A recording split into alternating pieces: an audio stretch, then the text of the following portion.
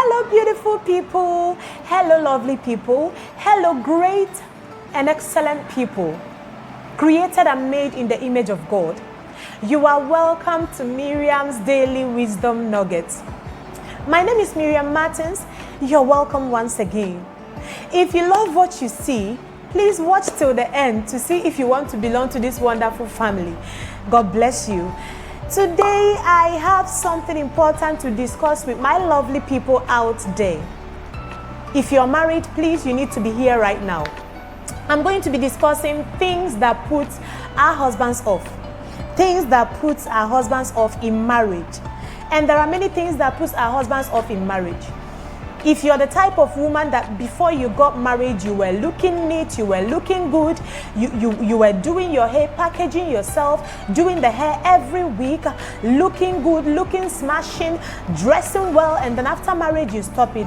Baby girl, you need to go back to your roots.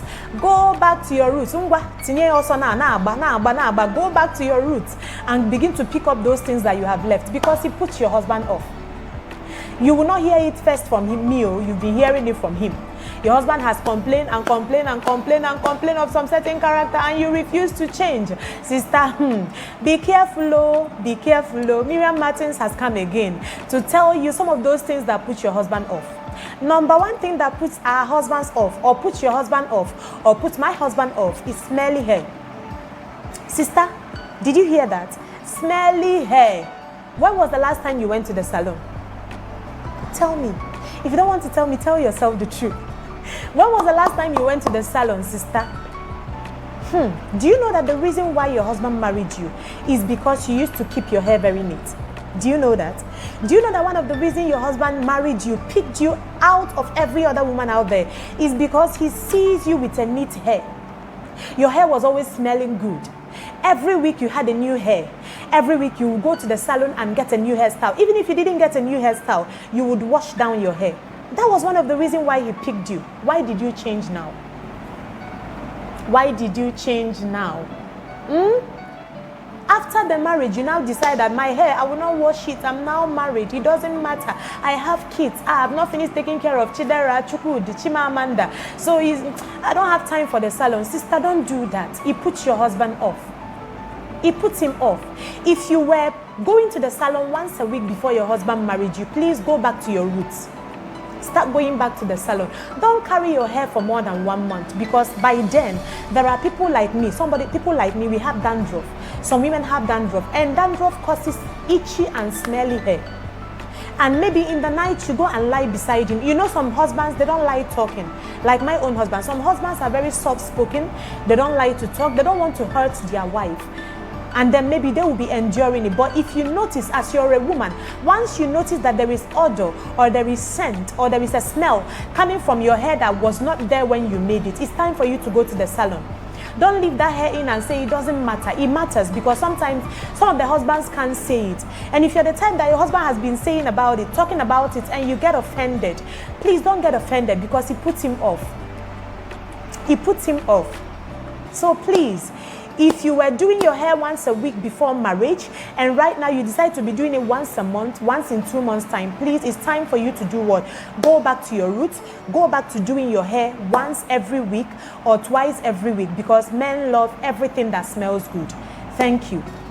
I have my book, so I'll be looking into my book right now. Number 2 thing that puts our husbands off is body odor. Body odor. Body odor. I'll be dwelling more on the body odor. You know, body odor is something that develops from our teenage years. That is why I'll be imploring you, mommies and daddies watching this video, or the young people watching this video, please make sure that when your child is growing up and they reach the age of 12, 13, 14, you go out there and get them a roll-on, a deodorant, to help them reduce the odor. Because when we are in our teenage years, we sweat a lot, we play a lot, and if you don't take care of yourself very well, at that point you can develop a body odor. And most of the people that have body odor today in their marriage, it started from the teenage years, because it was not well managed. Sometimes our parents will tell us, go and use lime and rub it in the armpits. Let me tell you, sister, lime does not work. Rubbing lime in the armpit, rubbing alum in the armpit, rubbing lemon in the armpit, and then going to bath doesn't work. The only thing I know that works is deodorant. Go to the store. I live in Ghana here, and you can get deodorant or sure 5 CD up to 10 CDs. I don't know about Nigeria or every other part of the world. Go out there, get a deodorant, use it in your armpit whenever you bath. Because what men hate most is body odor. What a man hates most is body odor. And even we women, we don't like body odor as well. I, as a woman, when my husband smells or when someone smells around me, I know I do not like body odor. So as a woman, and you smell yourself, you know, our nose tells us everything, but we do not listen. And you see that today I'm smelling bad. Get out there, go into the shower, put on some deodorant so that you can be able to do what? Contain some smell that will be coming out of you. When you smell good, your husband wants you more. But when you smell bad, this is why, what do they call them? Is this slay queens? This is why they are winning. Because these girls have time. They bring out time, they buy the most expensive perfumes, they buy the most expensive deodorants, and when they pass by, hoo-la-la, you must look back because they are smelling so good. But the wives relax. They don't want to smell good. They tell themselves, oh, I'm married. Now I have children. It doesn't matter. Even some people go to the extent of telling you that deodorant is a sin. Hello? If you want to keep your husband in marriage, please smell good for him. There are cheap sprays out there. There are cheap and affordable, I will not call it cheap, there are affordable perfumes out there, deodorants out there, sure out there that you can roll in your armpit and you smell good for your husband. So what our husbands do not like is body odor. So my sister and my brother watching me, if you've noticed that you don't smell really good, please, number one key to solving it is taking daily bath 3 times a day. And after taking your bath, please use a deodorant. After using a deodorant, if it doesn't go far, get a mild perfume, vanilla flavor. I don't know if you call it flavor. Vanilla smell, spray it all over you. All those mild smells, please use it on your body. Smell good, and you will see that if your husband has been running away from the house, when you start doing this, you will notice that he's coming back because you're... Another thing that puts our husbands off in marriage is wearing dirty dresses in the house. One of the reasons why he married you is because you're always neat, clean, wearing presentable clothes around him. And now you marry, in a week you wear one dress. In a week you're wearing one dress. Every day in the house you're putting on one dress, and he sees you in that dress, and then that dress has odor. Our husbands don't like it. Our husbands don't like it. So if you're that woman that is always putting on one dress in the house and that dress has odor, let me tell you one thing. Most women don't know it, but I've come to notice about myself something, that whenever I'm in the kitchen and I'm cooking and I'm putting on my dress, after cooking and I smell that dress, it smells of whatever I'm cooking. Even my hair begins to smell of, my whole body smells of whatever I'm cooking. So if you're that type of woman that the next day you still pick up that dress that you wore to cook, you wore to maybe sweat, and you put it on the next day, your dress is going to be smelling, and it's going to even contribute to a bad smell around you. So whenever you wear a dress once or twice, please take it off and put it in the laundry basket, so that whenever you're doing your laundry, you wash it. Please. The only people that repeat their dresses are construction workers. They wear it so that the next day they put it on because they are doing construction. And sister, you're not a construction worker. You're not a bricklayer. You're not a carpenter. You're not those people that do labor. You're a wife, and you're supposed to be changing your dress once in a while, maybe twice. You wear it 2 times in a week, and then you change it, or wear it a day, the next day change it, and wash it and smell good. Thank you. Another point, another thing that puts our husband off is bad breath. Bad breath, bad breath, bad breath. It puts a man off totally. You know, this bad breath starts from childhood. Many parents give birth to their kids and they don't want to brush their teeth. You see a child of 1 year, 2 years, and the parents are like, oh, it doesn't matter, you don't need to brush their teeth, it will cleanse itself. No, if you don't start brushing your child's teeth, even from 6 months, once you see that the teeth or a tooth has appeared in the mouth of your child, of your baby, please get a cotton wool, get your clothes up, whatever you use. Please, mommies and daddies, maybe nobody taught you this. Get a cotton wool, put a little bit, a tiny little bit of close up or whatever mouthwash you use, or toothpaste, or whichever one you use. Put a little teeny weeny bit on that cotton wool. Use it to clean the teeth of that baby. You are saving that child from bad breath. Yes, if possible, use it to also clean out the tongue if that child can open up their mouth. Because this thing we call bad breath develops from childhood, and because of the neglect of the parents. And many children, many wives and husbands are suffering bad breath because mommy and daddy didn't teach us how to brush our teeth. So if you're a parent, please, you are the one that will be held accountable if your child grows up with a smelly mouth.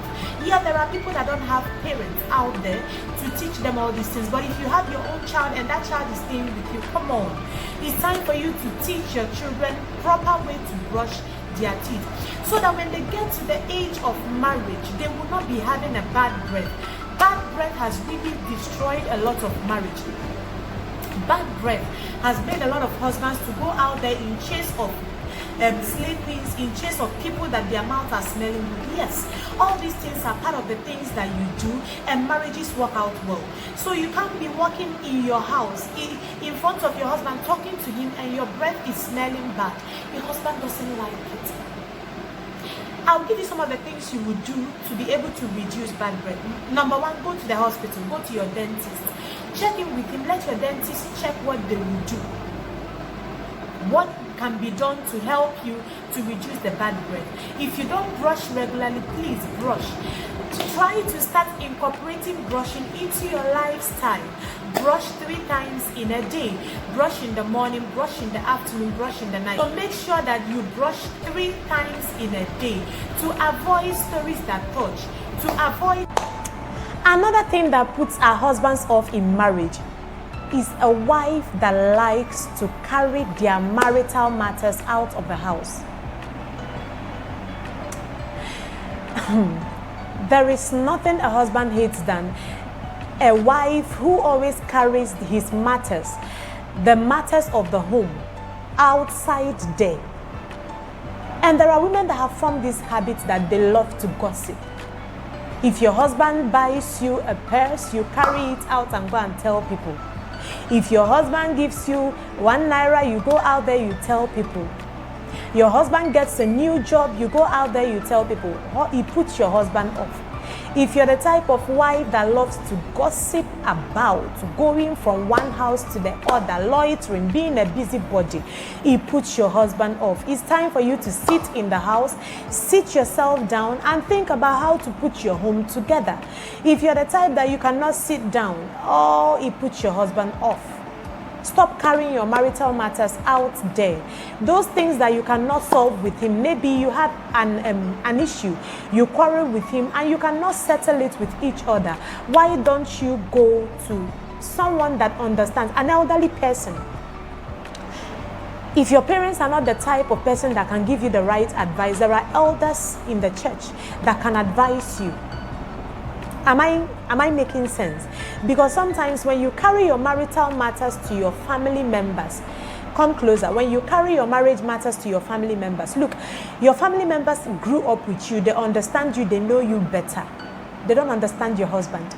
So you're selling your husband out by telling your family members of what is happening in your marriage. Are you getting me? Your family members will never see your husband the same way they used to see him from the time he married you. They will be seeing him as, he's maltreating our sister, he's treating our sister bad, and they are going to develop a hatred for him.